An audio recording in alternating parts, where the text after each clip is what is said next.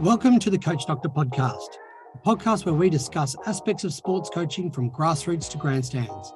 I'm your host, James Barkell, and on this podcast, we hear from academics who research coaching.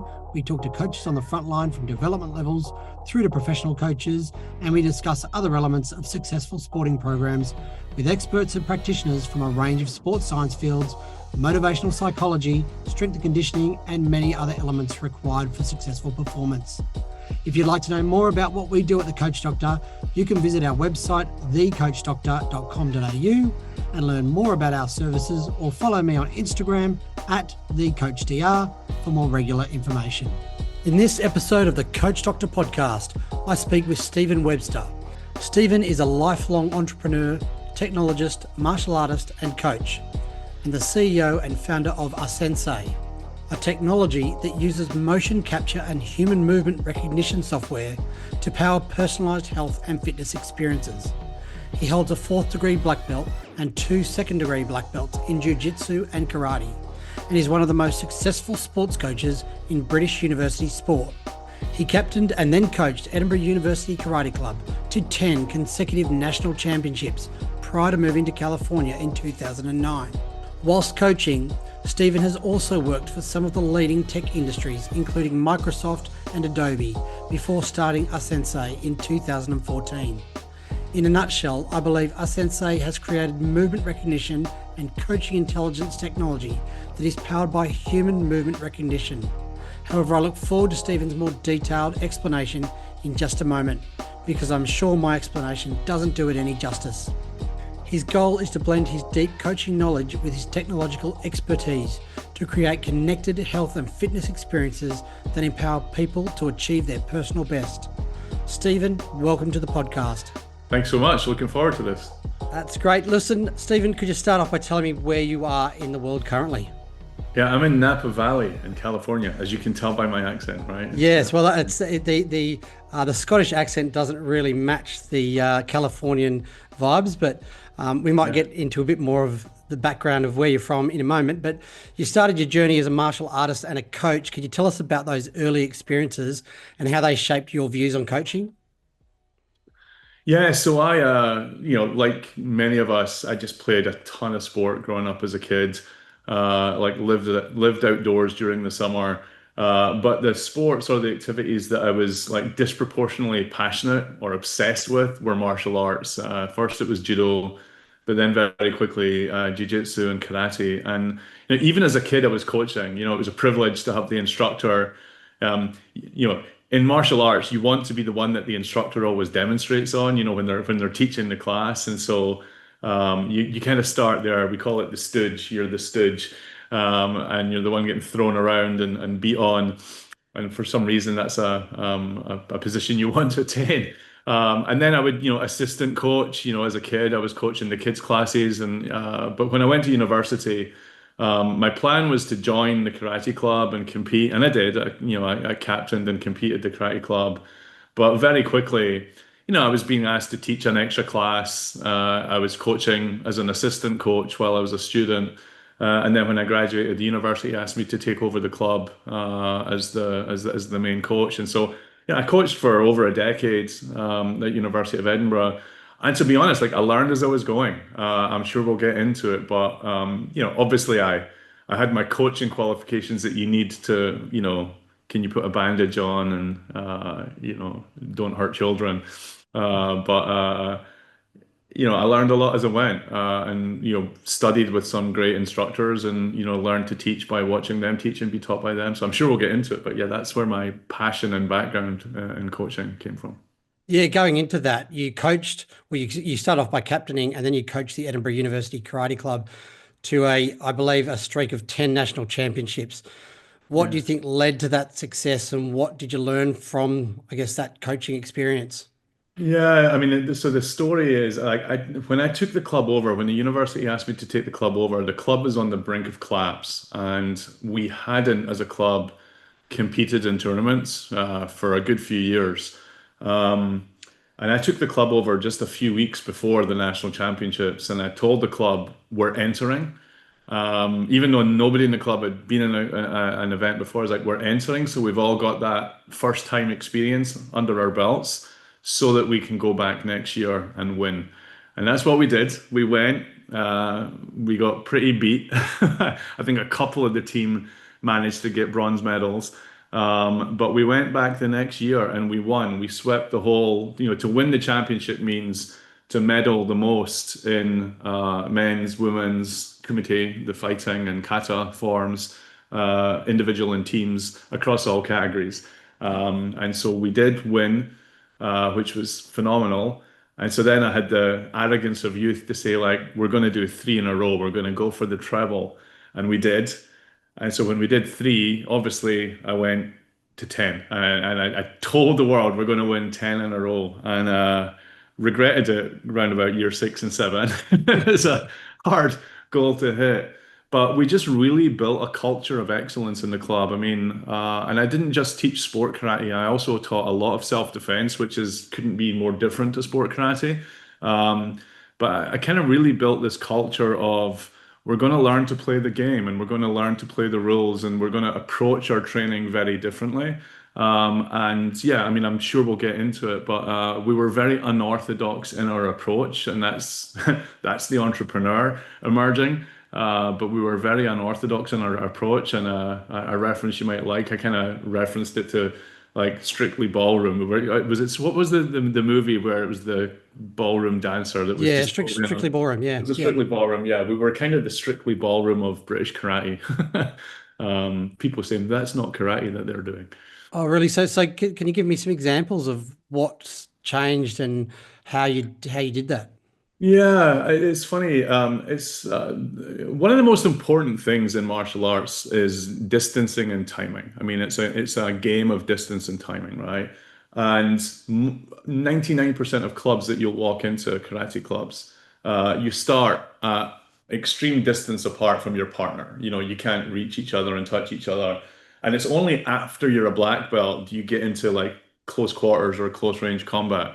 Because I was already a black belt in jiu-jitsu and more comfortable at close range when I started karate, when I started teaching, I turned the syllabus on its head and said, day one, you're going to be nose to nose with your partner and you're going to get comfortable at that level, and then we'll work the distance backwards. And that immediately was just an advantage that my team were just very comfortable in that moment that most people have that, cold water shock Yeah. moment.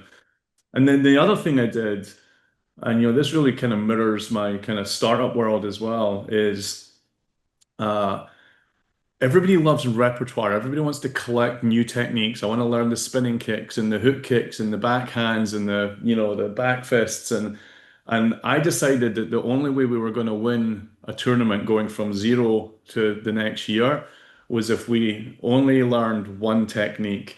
And so the reverse punch, the backhand punch, that is all I allowed my club to throw in sport karate. We didn't, when we were doing other stuff, we would learn everything. But the rule was if you were competing, you were only allowed to score with a reverse punch, which seems kind of boring. But what it allowed me to do was now that I've got the technique out the way, I can really make sure people are doing that technique well. We were able to focus on all the ways you score the technique, your footwork, your timing, your distancing, making sure the referee is always on the side that he'll see the point and not miss the point. And so, again, I'm talking to that unorthodoxy of like, but when you constrain one thing, it opens up a whole other set of things that you can coach instead. And so, every single one of my students and my team, they were tacticians, they were strategists, they understood how to make the point score. And then, as we became more accomplished as a team, we would start to layer in more and more techniques and more repertoire. But the foundations were really, really good. And yeah, I think one of the things I'm most proud about at that is 3 or 4 years later, when you showed up at a karate competition, every other club was doing the same. They'd kind of Yeah. realized that, this is the way at beginner level, everybody was doing the same. So, yeah, I think that was the secret to our success was like simplicity, in how we approached, repertoire.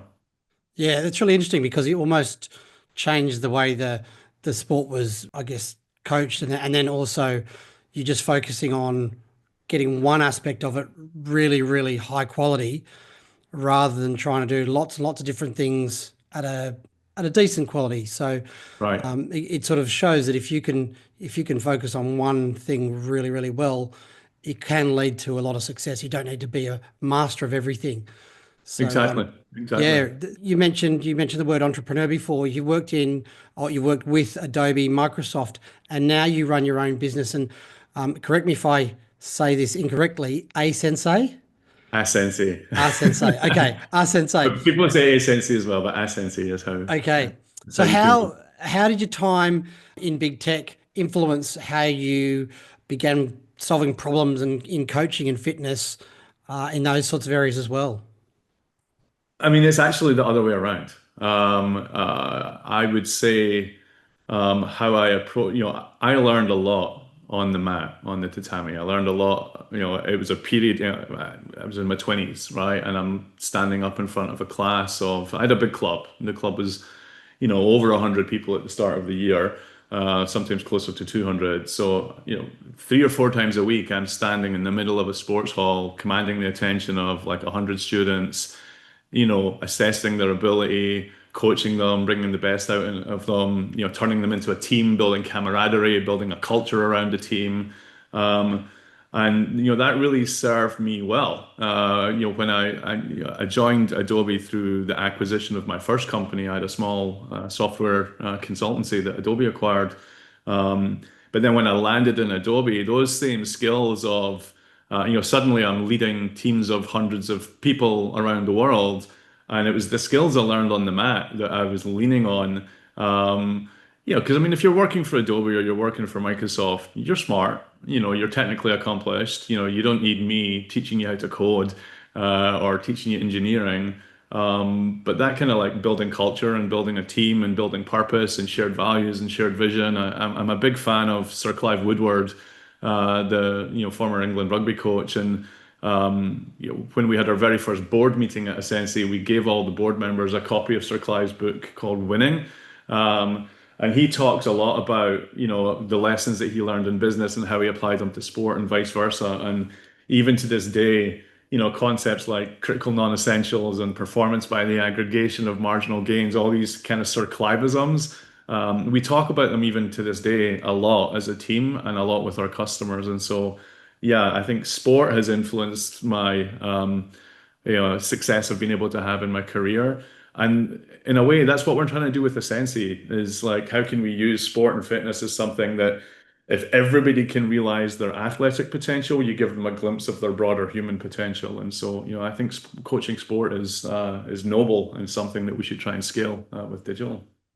Yeah, it's funny you mentioned that book by Clive Woodward.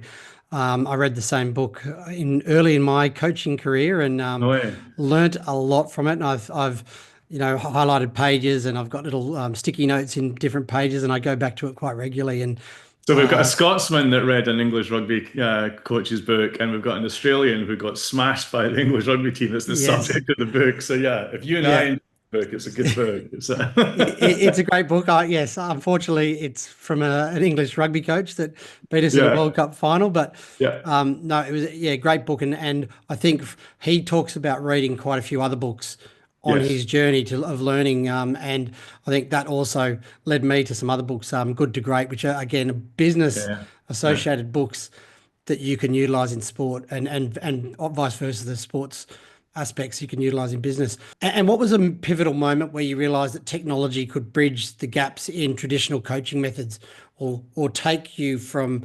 someone in the tech industry into the coaching or training industry again? Yeah, I mean, it's interesting. I was a nerd as a kid, right? My dad was an electrical engineer. I was the first kid in my town to have a home computer. So I was always surrounded by technology, learning to code. Now it's everybody's learning to code when they're young, but that wasn't normal. I was learning to code when I was young. And so playing sport, even as a kid, I was like, how can I practice and have the technology tell me that I'm getting better? So a huge number of failed experiments. I don't know if any of them even worked in the end, but how can my punch bag tell me how hard I'm hitting it? Or how can I have like a light up on my punch bag and measure my reaction time? Or how can I wire up something? I played a lot of like street hockey and ice hockey as well. I was always shooting pucks in my backyard off a piece of plywood because there's not enough ice outdoors in Scotland. And so I was always just trying to figure out like, can I make things that will, make my practice more fun? Because I'm practicing in my garage by myself or in my backyard by myself, make my practice more fun. So it's kind of been a constant itch I've always scratched. And then as I was coaching at the university, um, I think genuinely had one of the very first karate websites on the internet. I mean, I was at university when the Mosaic browser, the first browser launched. And I mean, I remember a day when I thought I'd read the whole internet. There was no more links I could click on that I hadn't clicked on before search engines, right? Or when Yahoo was really a directory, not a search engine.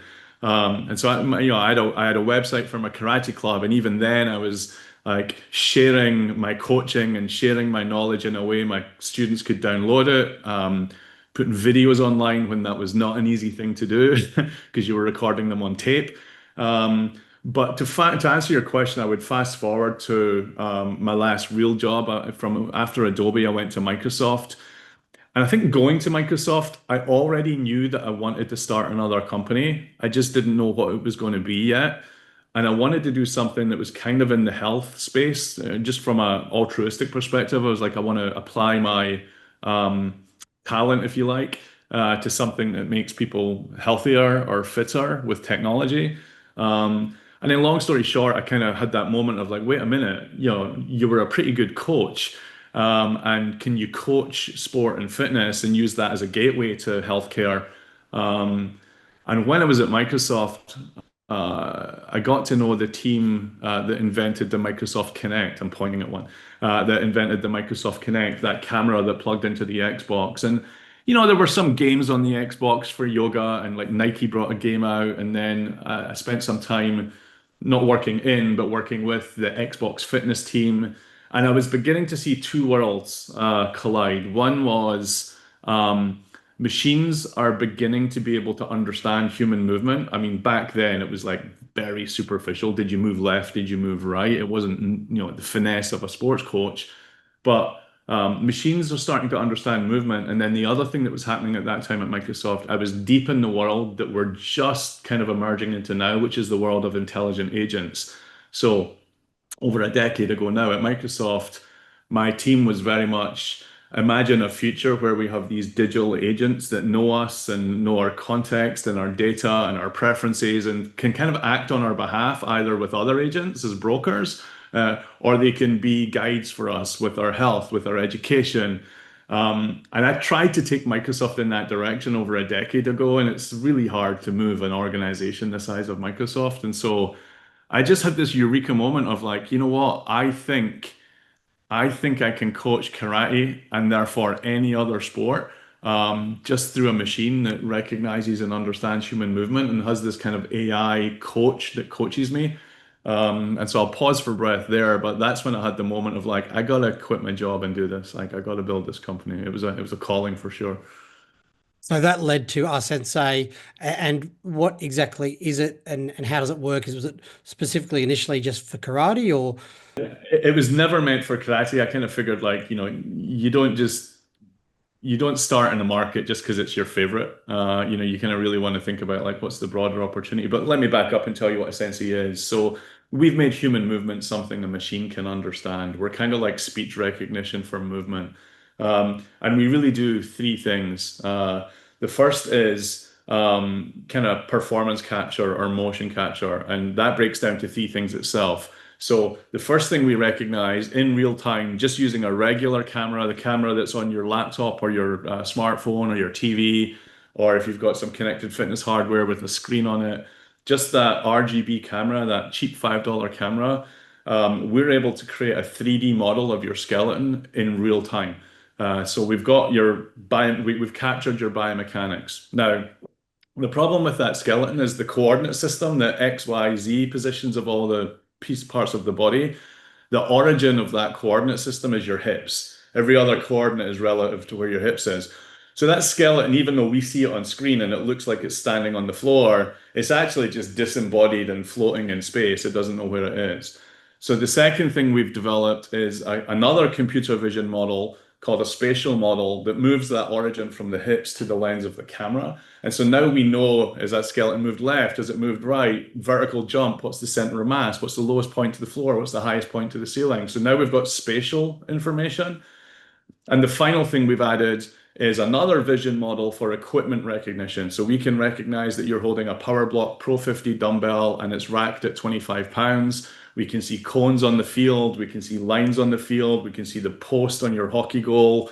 We can pick out objects and how that person is interacting with them in the room. So that's given us the eyes of a coach. We've now taught the machine to like look at what the coach would look at and see what the coach would see, right? The next part, which was the grand problem that we wondered if we could solve, is movement recognition. With all of that information, can I actually tell that James just did a deadlift, or he's in a warrior two pose at yoga, or he's doing a bird dog in his physical therapy, or et cetera, et cetera? Can we quickly teach a machine to understand postures and movements like a deadlift or a rowing stroke or an entire yoga flow or karate kata? And so we've done that in a way that no one else has, and we have this like super reliable and super robust ability to not just recognize movements, but then kind of understand the quality and the finesse. We think like martial arts instructors. Are you doing that movement at white belt level, or are you doing that movement at a black belt level? Or what do you need to learn next to move from the level you're at to the next level you should be? So we can unpack that later, if you like, the kind of whole idea of pedagogy and coaching syllabus. And then the final part, which is the part that, people are like, what? Is all of this like real-time data that we're capturing and generating on what you're doing and how well you're doing it. Now we have to speak like a coach. Like now we have to have the know-how of a coach, and like, what as a coach would I do in this moment? Now, if you're already, I'm sure you're familiar with the idea of like conscious competence and unconscious competence. If you're consciously competent, all I need to do is cue you. You're like, oh yeah, I forgot. But if you're unconsciously incompetent, cueing you doesn't make any difference whatsoever. I need to teach you. I need to show you. I need to break the movement down and whole coach it to you. It's what we call coaching intelligence, and it's how do we, basically teach the syllabus and intervene with the athlete at the right time in the right way. And this is now going all the way to we're able to create digital clones of a coach's voice and have them in your ear, and it's just like the coach is there. And if you do a squat and you show knee valgus, they'll immediately ask you to remember, press your knees out as if X, and you'll make that correction. And the second you make that correction, you'll hear that coach in your ear say, great fix or great correction or good job. Basically take away all of that technology. You stand in front of a camera and you hear a coach in your ear coaching you any sport, movement, physical therapy of your choice. First of all, it sounds absolutely amazing that just standing in front of a video camera can do that.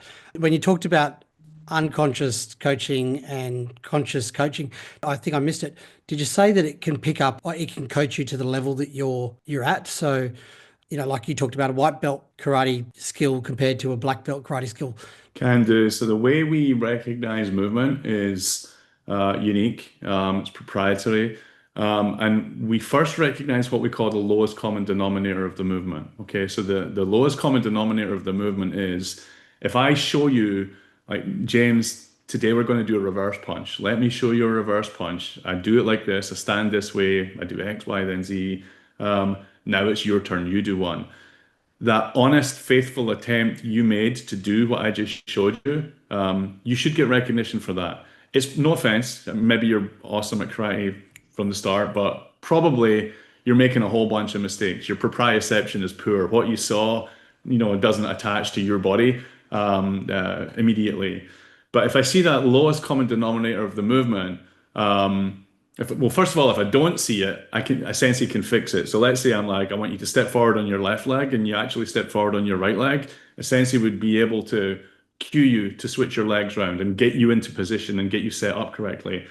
But once you're set up correctly and you're hitting the lowest common denominator of the posture or the movement, we then have this system that we call nuances. And nuances are all the points of performance that a coach might care about. So again, let's stick with a squat because everybody understands squats, right? So the nuances in a squat might be, are you getting to an appropriate depth? Are you exhibiting knee valgus? Is your torso pitching forward? Is there asymmetry on the way down? Do you kind of go down on the right and then go down on the left? Or do you pitch forward as you stand back up? So there's positive nuances. I think of those as finesse. Those are like, oh, sweet. Do you see the way he kind of like covered his head as he threw that punch? That's a positive nuance. Yep. And then there's negative nuances. Do you see the way that he pulls that hand back before he throws the punch? He's telegraphing that punch. I'm going from squats to fighting again. Sorry. That's Um, okay. uh, and so, Essentially is trained to recognize all of those nuances, but we allow, so maybe an important point to make is we're an ingredient technology. So other brands, other equipment manufacturers, other digital fitness apps, they're putting our technology inside their products so that we can provide these capabilities. And so we allow their coaches to decide. We're not the source of truth for what a good squat is worldwide. All we're saying is we can observe all of these nuances and you can tell us what's the order of importance, what's the white belt to black belt. And not only what's the order of importance, what do you do when you see them? Like if you see torso tilt forward on a squat, are you going to cue it every single time? Or would you leave it unless you saw it 3 times in a row? Then you might cue it. Or would you leave it completely? But then the next time you do that exercise, do what we call intention set, which is like last time we did these squats, James, I saw your torso pitching forward. So this time I want you to think about showing me the badge on your chest. So we might use something we saw previously to change the setup instructions the next time we do it.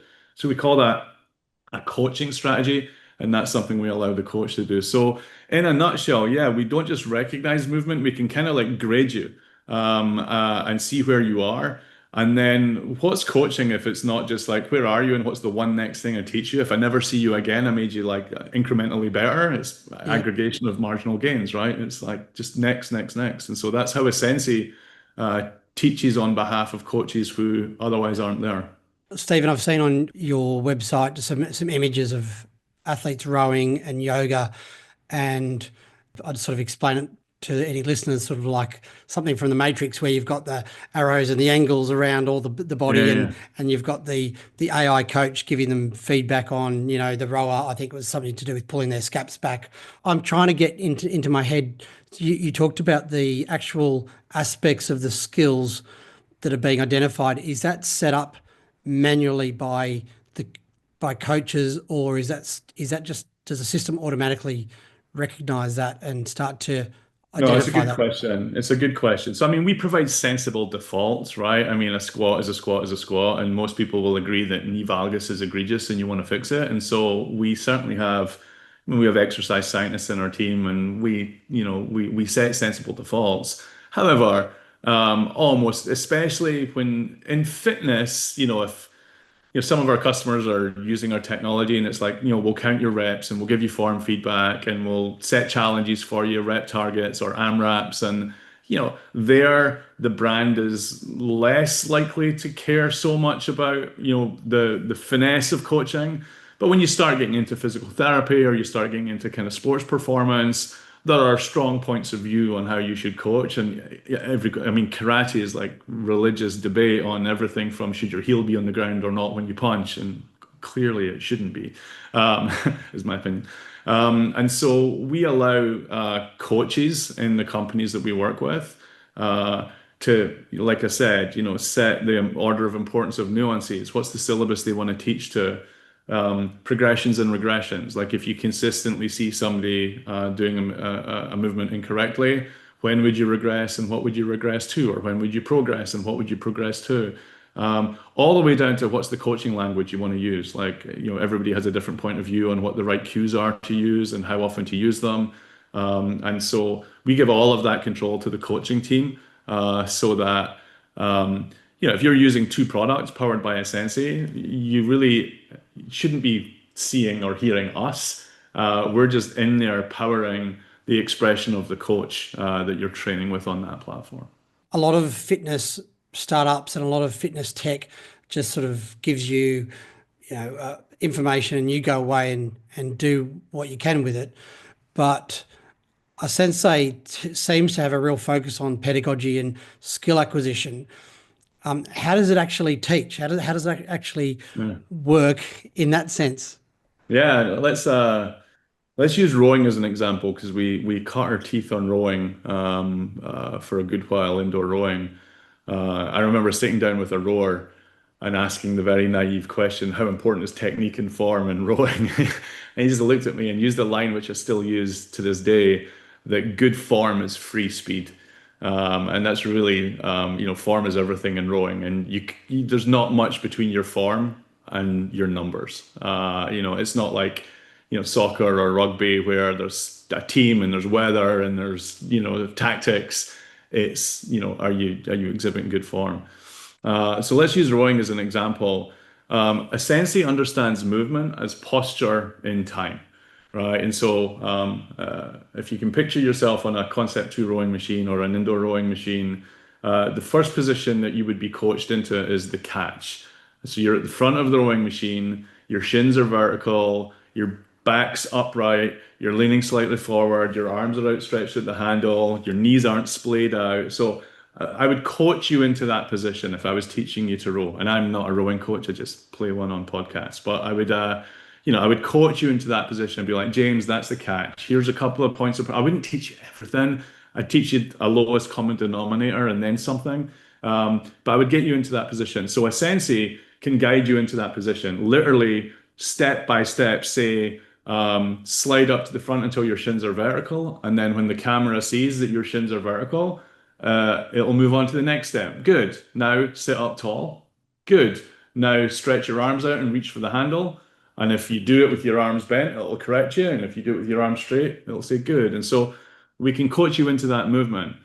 We then might do the same at the back of the rowing stroke. We'll say, like, now this is the finish position. Your legs are flat, your back's at this angle, elbows down. And so that's how a sensei can coach you into postures. But then the next thing is, and this is why I like the rowing stroke as an example, the sequence of moving from one posture to the kinematic sequence of moving from the catch to the finish. It's obvious if you're sport minded, it's big muscle to small muscle. It's legs first, swing, it's a triple extension. Legs flat, swing the body, pull the arms. Well, we can coach you through, that's how I would coach you, right? Or I might even have a drill where we roll legs only. We don't do the body swing and the arms. We just practice pushing with the legs and sliding to the front and pushing with the leg. And then we might do legs and body, but no arms. And then we'll add legs, body, arms. Now I've taught you the drive sequence. And then there's one more, the recovery, which, I'm not going to teach your listeners how to row here. But you can see how I can coach you into a position, I can coach you into another position, and then I can coach the coordination between positions. And we're doing that with whole part, whole coaching, where we'll show you the whole thing, we'll break it down into parts, we'll put the parts together again, and then we'll take the training wheels off. I'll give you a video that you can drop in the show notes that will see somebody getting coached a squat to press in this manner. So we can teach any exercise. So for beginners that are new to an at-home fitness product that have perhaps never strength trained before, we can teach them the repertoire that they need. And then also, and this is the martial arts instructor, it was such a reward when an instructor would come up to you and say, you're doing really well. Now it's time to teach you a spinning hook kick, or now it's time to stop kicking at the body. Let's teach you how to kick to the head. So that reward of like unlocking another exercise, that's something we can do digitally as well. When we observe, basically when you start getting rid of the negative nuances and displaying the positive nuances, we can progress you to a new exercise, but teach it to you first. So yeah, really, it feels like there's a coach in the room with you. Yeah, it sounds absolutely amazing. If someone wants to use it, is it something that people can buy? No, we don't sell directly to consumer. Like our customers are companies in the sport, the fitness, the healthcare space, right? So you might I almost named a customer I shouldn't there, but you might go and be getting physical therapy for shoulder rehab, and the company that's providing that digital at-home physical therapy for you is using our technology to track your range of motion and coach you through the exercise. Or you might be working out on a fitness product at home, and our technology is inside that fitness product. If you look at the ASENSEI website, asensei.ai or asensei.com, you'll see case studies there, and it's customers like We just announced Tonal, the strength training machine. So, Tonal just announced that they're using us for 3D motion analysis. We've got Center, the company that Chris Hemsworth started, the fitness company, and a number of other, equipment manufacturers like Vertimax and PowerBlock, and you'll see on the website. So if you wanted to experience a sensei, you would purchase or download one of our customers' products, and that's how you would experience it. Okay, so you're the brain behind some other Yeah, companies. we call ourselves an ingredient technology. The analogy I like to use is probably every TV in your house or soundbar or headphones has got Dolby Atmos in it, and Dolby is the sound provider. We're like Dolby, but for human movement. We're the ingredient technology. Yeah. The next question I was going to ask is, and you mentioned sports like rugby and soccer or football. For sports like rowing and golf and yoga and karate, for example, they tend to have a lot of closed skill aspects to them where things like weather or an opponent isn't going to be interacting with a skill. But a sport like rugby, where each time you go into a tackle, or in football, every time you receive the ball and pass the ball, it's going to be slightly different. There's going to be a bit of variation. Can it work in sports like that, or is it more for perfecting the closed skill aspects of sports? The way I think of it today is we add the most value in practice, not scrimmage, right? Yep. Scrimmage is where you're starting to practice tactics and strategy and interplay and agility. When I say agility, I mean like mental agility, like what just happened and how are we going to react? How am I going to position myself? What you're doing off the ball is as important as what you're doing on the ball. You're not really just tracking the person on the ball, right? It's like, did he make that run into that space? Did he see that person make that run into space? So I think that like there's a lot of other analytics there. That's where you get into the worlds of a catapult and GPS tracking, and there's other technologies that I think are providing more useful information to the coaches and the players. I think our strength is much more in unsupervised practice, where you're practicing unsupervised, but you want to have that closed loop feedback, or maybe even just like a simple example is even just like the laboriousness of logging sets and reps, right? You are a rugby player, you are a soccer player. You're at University of Michigan, and you're only allowed a certain number of hours with your coach, and so your time in the strength room, that's you yourself. You might have an iPad that you log into that tells you what your workout routine is, but who's logging the sets? Who's logging the reps? Who's tracking what weight that you used? Who's spotting fatigue? Who's recognizing, do you have any reps in reserve? Should I push you to do one more? Should I push you to do two more? So even for a team sport, like there's a place for us in the strength room, there's a place for us in return to play, there's a place for us in rehab. And so that's kind of how I think about sport. I think less about can I analyze the game in real time. Although I will say, and I can imagine us being in this world in the future. Companies like Hawkeye are doing an increasingly good job of not just picking out the players on the field, but starting to pull out their skeletons. And so now, if you've got that skeleton of that player, that can feed perfectly into a sensei, and you might run some analytics there, like what were they doing? A good example might be we've done a little bit of work in like tennis and pickleball and paddle, where it's more. I want to identify analytics like how many times was a serve returned with a forehand. And so you need a technology like us to recognize there was a serve, recognize there was a forehand, and that those two events were, between each other. So I can imagine us being in more of these sporting applications in the future, but right now we're really just focused on strength and mobility is huge for us right now. It's just like a big category, and it's very fashionable right now. I think people are really cottoning on to the understanding that strength training is potentially more beneficial for you than cardio training. I mean, it's not an either or, but more people are, what's the word I'm looking for? Less intimidated by the idea of strength training. So that's a huge category for us.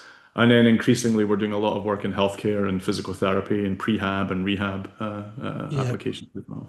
Yeah, I can imagine in that medical and the therapy, prehab, rehab area, it would be invaluable. One thing you just mentioned before is you talked about an athlete in a strength program and having feedback in terms of one more rep or, trying to motivate them. Is it something a sensei can also establish or coach? Apologies for seeming so daft, but Go how can it ahead. possibly pick up if I've got one more rep in me or not? Well, so there's a great, so this is not us. I'll point you to, I'll try and find it and you can put it in the show notes. Our customer Tonal, they just published a really interesting, I think that's why I threw that example out there. They just published a really interesting paper about using data that they already have off the machine, the cable, to accurately predict reps in reserve. So I'll point you to that paper for people that really care about that stuff. But that's where this kind of world of AI and sports science is starting to collide. And as I'm sure you know, for strength training, when you start getting specific about your goals, like hypertrophy versus weight loss, the number of target reps and how within that target you are becomes an indicator of not just how many reps you should be doing, but are you moving too much load or not enough load?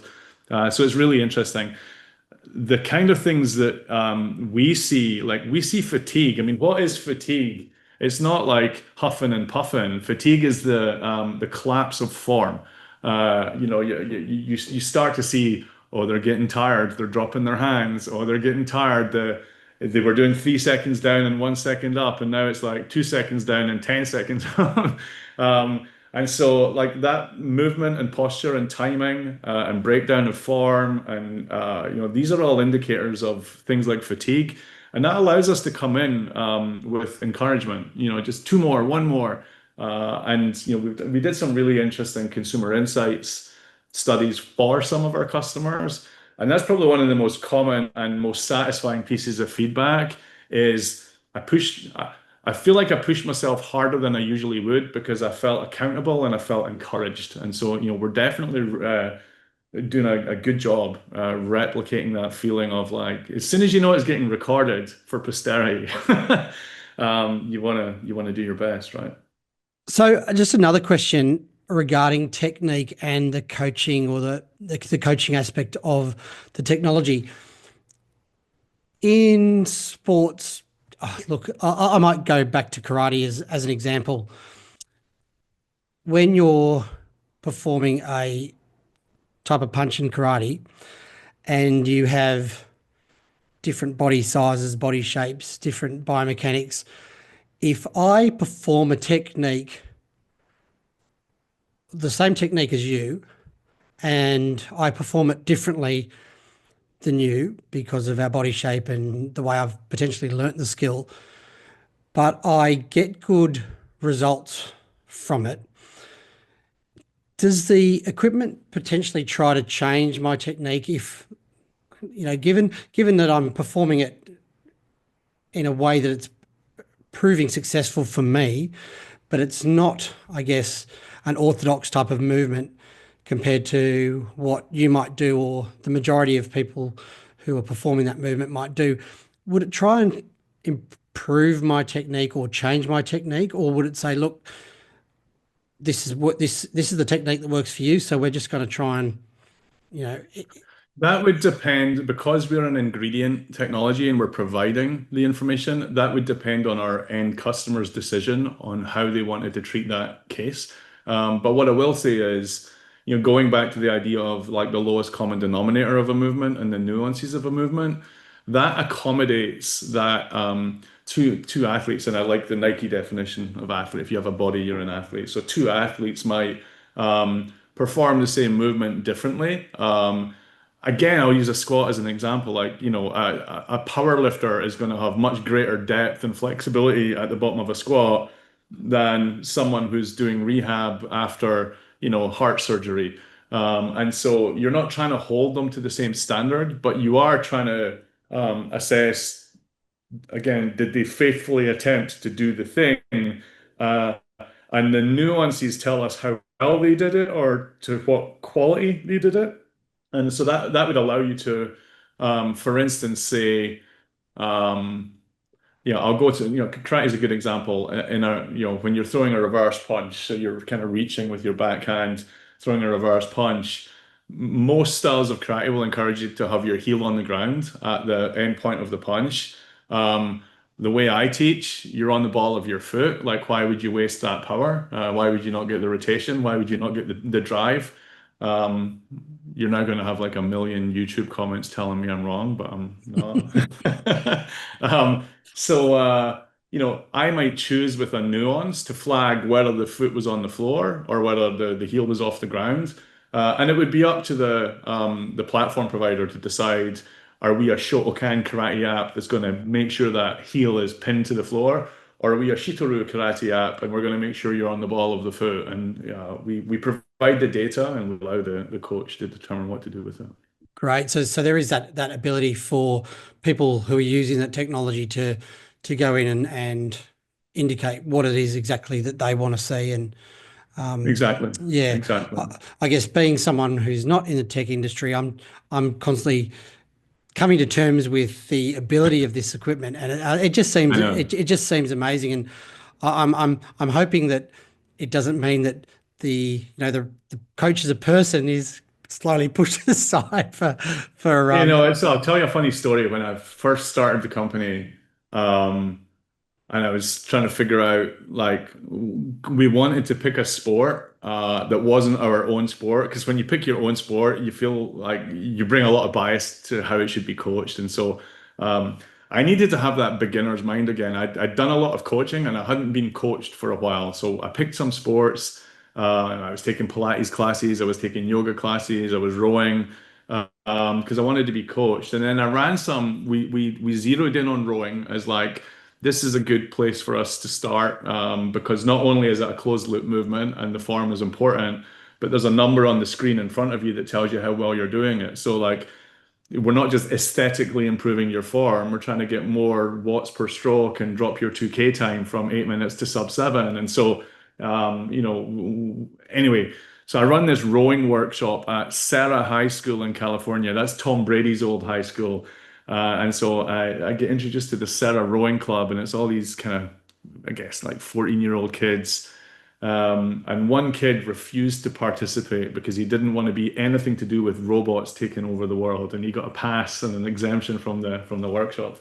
Um, and I tell that story, and I remember that story like 12 years on because it was like at Adobe, I became very involved in design and design thinking, and as a design thinker, something that's really important is ethnography and anthropology. It's like just observing human behavior.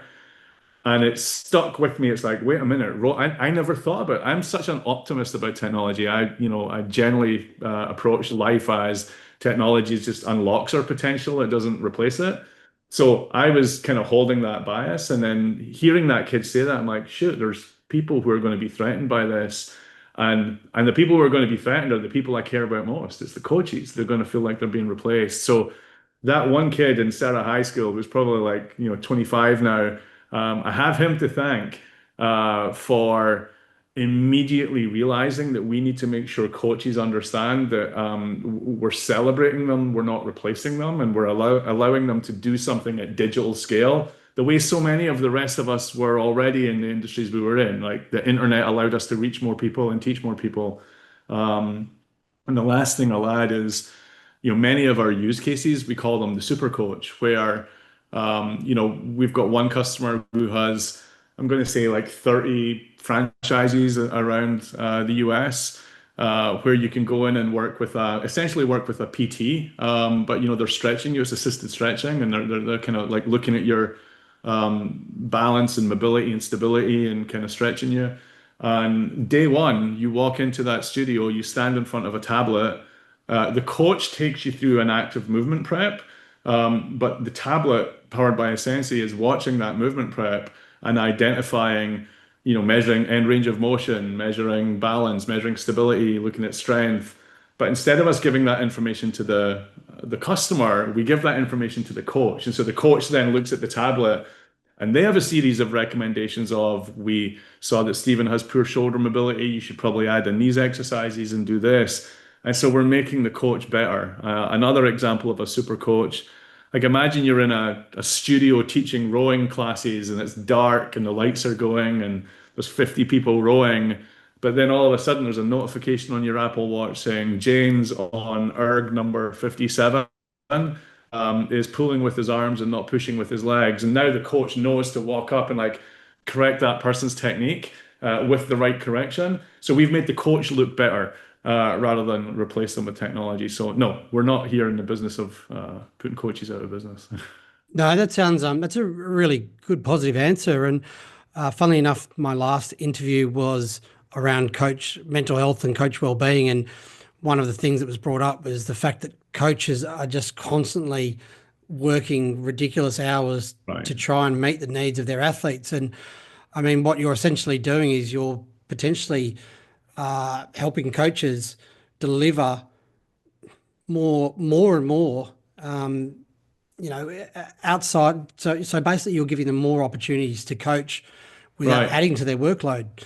I'll So give you another good example. Actually, one of our customers is we call their customer the industrial athlete. So 80% of the global workforce is deskless and in a physically demanding job. It's the factory floor worker, it's the FedEx driver. Okay. And so a lot of their customers, there's like one athletic trainer and maybe 500 employees. Like you can't movement screen 500 employees in a year. You can't get around them in a year. But now, with our technology integrated into their product on hire, people go through this movement assessment and it allows you to kind of stratify your population and identify not who's next, but who's most at risk. How do we put them in a job that they're physically capable of doing? How do we give them preemptive mobility that's going to keep them injury free? And how do we identify the at-risk population and make sure the PT is working with them and not working with like the 9 out of 10 people that don't need the PT? And so you can only imagine, it's taking the load off the PT or the athletic trainer, and it's making sure that you're optimizing the health of the workforce by focusing on the most at-risk population. So yeah, I'm an optimist about the opportunities for these kinds of technologies. now you've said that Sensei is about democratizing coaching. What does that mean in the sense of what you're trying to do?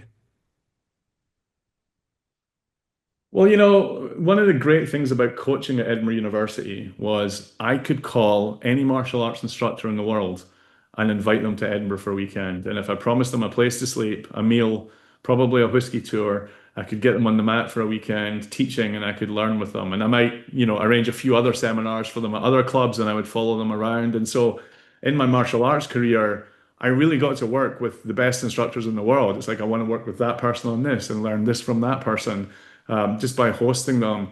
And so I think that's where the idea came from really is like, what if everybody had that? Not everybody's at Edinburgh University and can have those coaches flying in.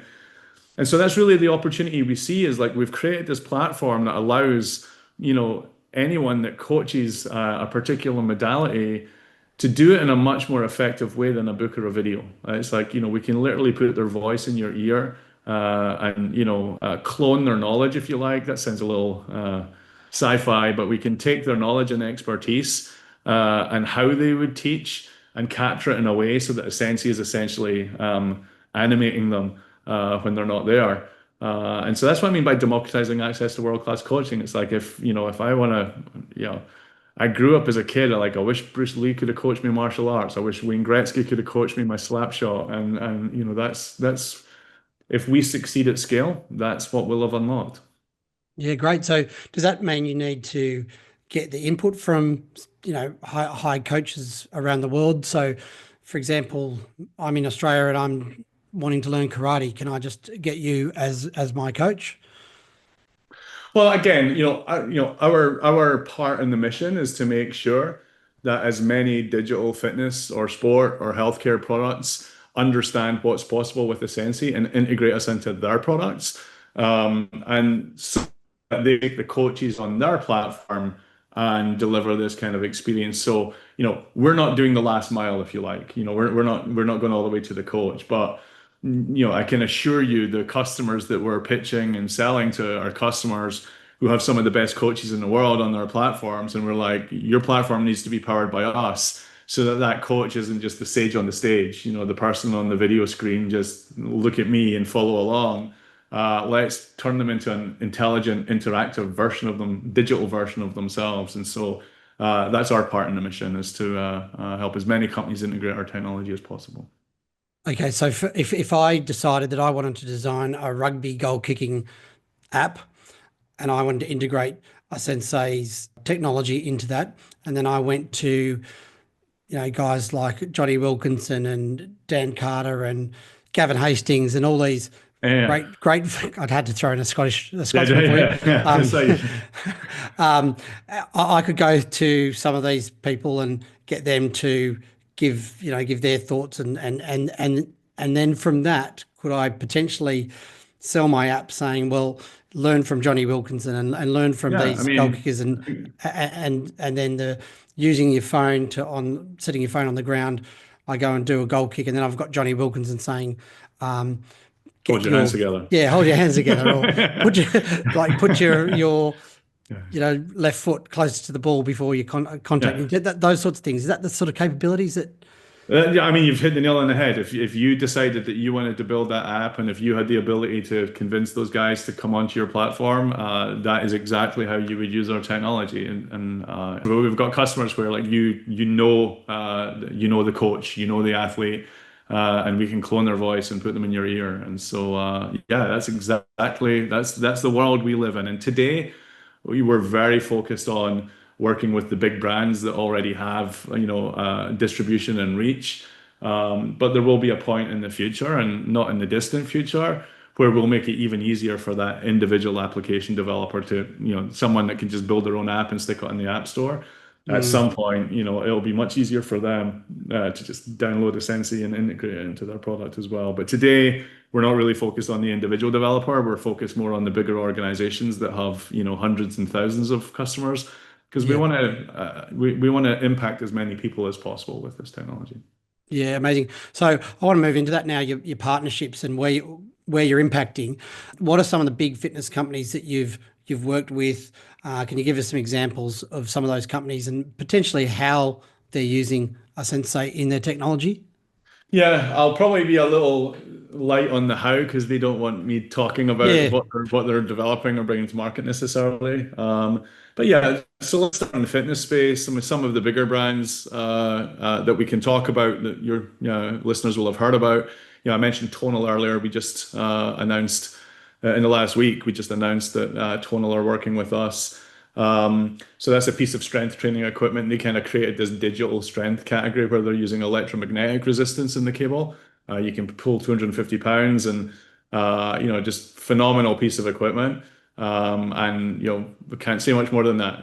But, we're working with those guys. Center, Chris Hemsworth's company, or it was Chris Hemsworth's company.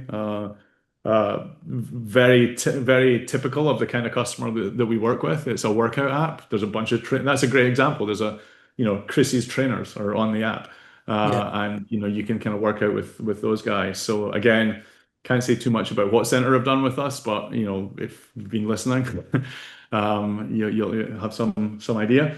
And then other like new entrant connected fitness companies. People know there's lots of companies who are the Peloton of.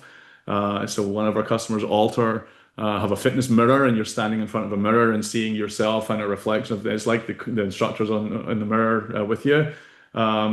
They use us for, their customer is typically more of a, someone that might be on a weight loss journey, someone that doesn't exercise as much, but they understand the importance of strength training. And so we're tracking their reps and we're giving them targets to hit and we're giving them form feedback on the mirror.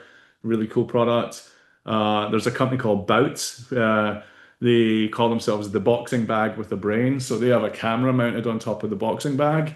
They have sensors in the bag that are tracking things like impact and strike zones. But with the Sensei, they can also, was it a hook? Was it a jab? Was it an uppercut? Was it a knee? Was it an elbow? And they're actually a brick and mortar concept as well as an at-home concept. So they're launching, they're franchising and opening studios in Europe and just announced in the US, where there's like, 12, 20 people in a room all hitting these bags. And it's a very gamified fitness experience, leaderboards and scoreboards. So that's kind of on the fitness side. Um, I mentioned, industrial health, and so we've got customers like Amp Health, where it's much more about kind of worker safety and movement screening and return to work protocols for rehabilitation. We're increasingly, I'm not going to mention so many company names yet, but by the time the show is out, they'll be out there.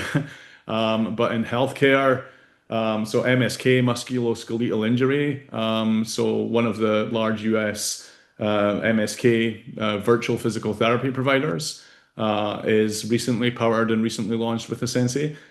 So as you're doing your physical therapy, we're kind of like watching and tracking, and you know that's good for the consumer. It's like I want to make sure I'm doing this correctly, that I'm getting recognition for doing it, but it's also good for the PT and it's good for the insurer. Like, is there adherence? Are people doing the PT that they're given and are they doing it correctly?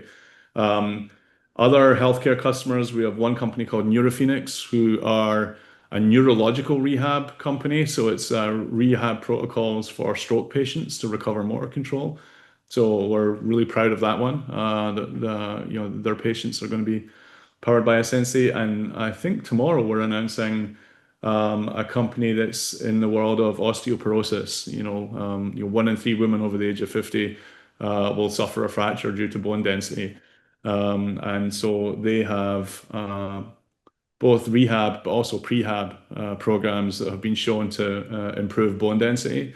It's kind of strength and yoga type protocols, and they're working with us, and so that's kind of the whole healthcare category. And then we've got equipment providers, legacy equipment, power block. We can track, what weight you're using. And so anybody that's integrating power blocks into their product, we can feasibly track the weight. And if you're familiar with Vertimax, they're quite popular in the US where jump sports are super popular, right? But Vertimax is a kind of cable platform to provide resistance during vertical jumping.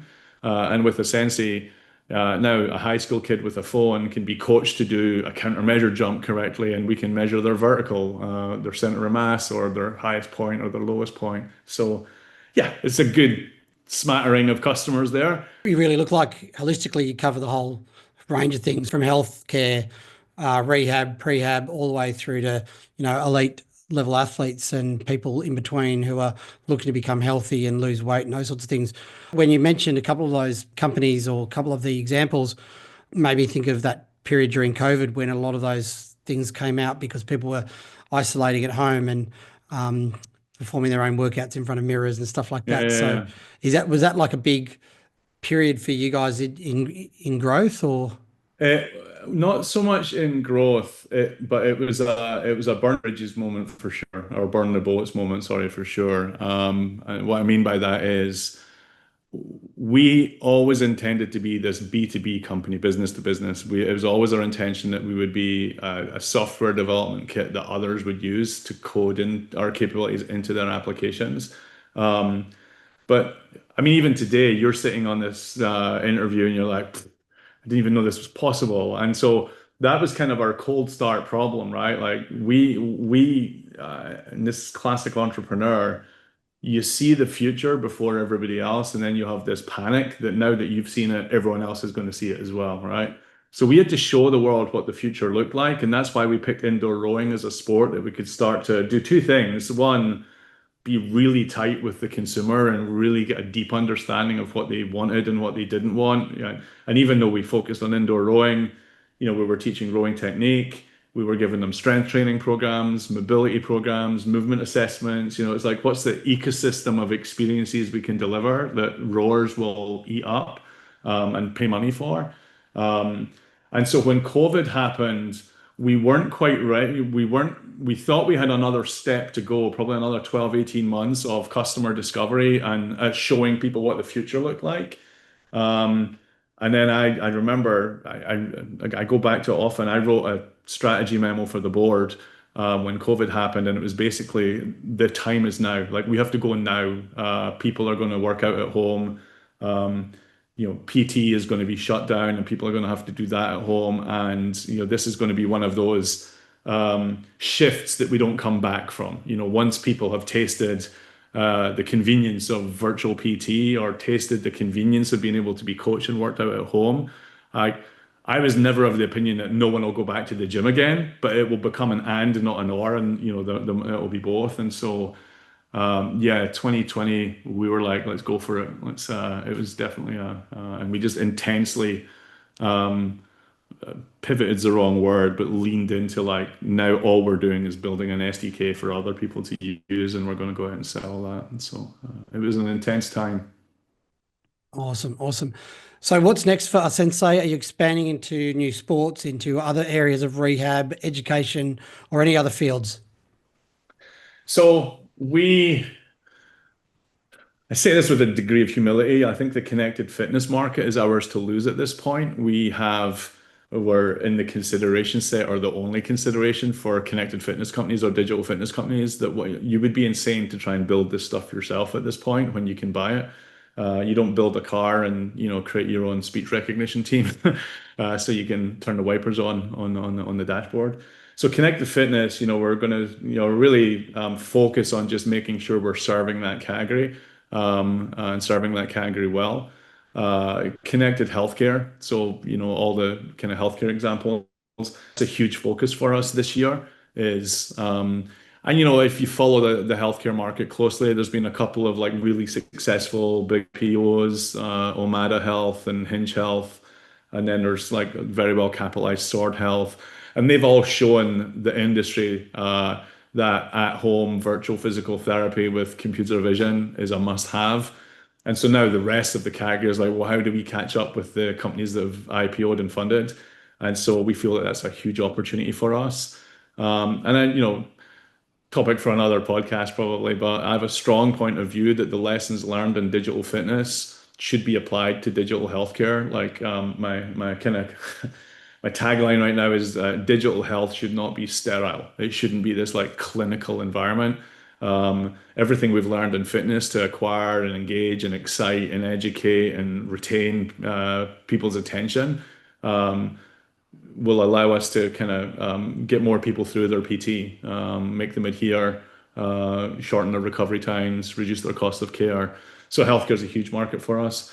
And then also brick and mortar, like increasingly, if you're paying 200 bucks, 300 bucks for your gym and the equipment in your gym is not as good as the equipment in your garage, are you going to go to the gym? And so consumer expectations are starting to change for what kind of experiences they want to have in their studios or their boutiques. And why do I have a tonal on my wall in my garage, but I go to my PT and I'm paying, $2,000 a month on my insurance. I wish I was paying only $2,000 a month, but I'm paying $2,000 a month on my insurance, and the PT is using rubber bands and Swiss balls. Yeah, I've got this, impeccably fine-tuned strength training machine on my wall at home. So we see brick and mortar, but I'll leave you with what's next for Ascensi from a platform perspective. The big buzzword right now is generative AI. We're using things like ChatGPT, and we can converse. And so we've been doing a lot of work over the last 12 months, so that we're not just having the coach speak at you, but you can speak with the coach. And so you'll be able to converse with coach. So it'll be, I'll use your Johnny Wilkinson example. Johnny is not a customer, but he's welcome to reach out. But you might be practicing your drop kicks with Johnny Wilkinson, and now you can say things that you would have said to your coach. It's like, hey Johnny, am I doing this right? Or could you explain that to me again? Or when I do this, it feels like that. Could you watch me? And so that ability to converse, and then have Johnny Wilkinson reply. But you also want to solve the problem of like Johnny Wilkinson's not going to start teaching you his risotto recipe, right? You don't you don't want to and you want to keep we in AI we talk about guardrails. You want to keep the AI within some guardrails and only converse on topics it's intelligent about and not start hallucinating is literally the word that we use in AI. It doesn't start hallucinating. And so, yeah, I mean, if you take this unique, rich, real-time context that Sensi has about human movement, if you take our ability to clone digital voices through partners and deliver digital clones of those voices, and now we can allow you to converse back and forth with them. That future I wanted of Wayne Gretzky teaching me to slap shot or Bruce Lee standing in my garage coaching me. Um, this year we put the final pieces in place that allow anybody to deliver that, and I am like beyond excited about that. It sounds amazing. I was going to ask the question: has it got the ability to as the athlete or as the person being coached to talk back to to get feedback? Can I get specific feedback on my elbow position or whatever it might be? And that you've just answered that question. So that sounds Yeah, like an amazing sort of step. yeah, yeah. And just before we finish, what do you hope a sensei's legacy will be within the fitness, sport, and tech industries? In the same way that you walk into a store and you buy a TV and it's Dolby Atmos badge on the box, and you don't know anything about 7.1 channel surround sound or HDMI ARC, or like you have no idea about that stuff. But faced with a buying decision where there's one TV with Dolby Atmos and there's one without, you buy the Dolby one every single time because that brand, that mark stands for something. Like you know that you're going to have the best sounding audio on the planet if you have Dolby in your product, and that influences your purchase decision of your TV. It might even influence your purchase decision of your car, and Yeah. the speakers or what you want in your car. So yeah, that's the bar I've set for us at ASENSEI, is that faced with a buying decision of, do I want to buy this strength training machine or do I want to buy tonal? I'm buying tonal, not because tonal's amazing, which it is, because it's, I heard that they work with ASENSEI, it's got ASENSEI in it. And then when you're choosing a physical therapist to recover your ACL surgery that you've just had, and you see that this physical therapist is powered by ASENSEI, like I'm going to pick that one. So that's our aspiration for the company, is that people understand deliver the best imaginable experience when it comes to learning physical movement and reaching your outcome, whether that's a sub 6 rowing time or it's a strong knee after a rehab, after a surgery. Awesome. So, Stephen, just before we go, if listeners want to find out more about you or a sensei, where can they go? For example, websites, social media. Yeah, so website, asensei.ai. I'm sure you'll put it in the show notes, so I won't have to spell it for everyone. But yeah, certainly our website is a good place to reach out to us. We're quite prolific on LinkedIn, as a B2B company, and in this incestuous little industry, we're all pretty active on LinkedIn. So that's the best place to find me. I'm not hard to find there.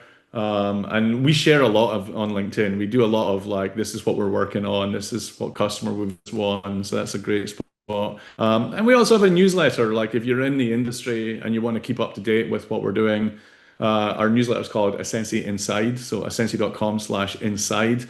And you can go and read past issues and sign up for the newsletter there as well. So I'd encourage people to think about doing that too.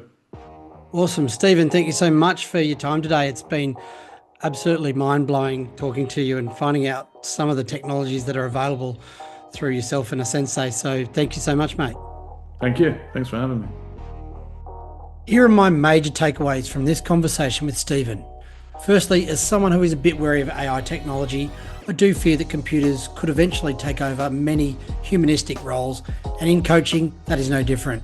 But given how stretched coaches can be, this software acts more as a coaching assistant, putting more time back into the coach's day for planning, managing, and also for downtime, a win-win for all coaches.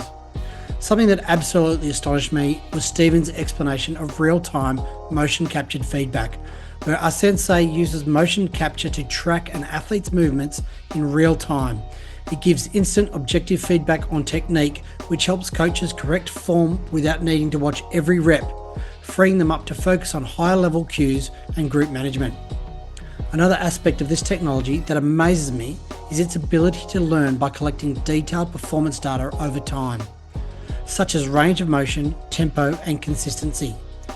Coaches can use this data to monitor progress, identify trends, and personalise programs for each athlete without needing to film, time, or record everything manually.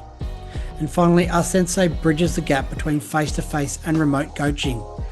Coaches can assign training sessions, review movement data, and give feedback without being physically present, making it ideal for hybrid coaching models or supporting athletes who train independently.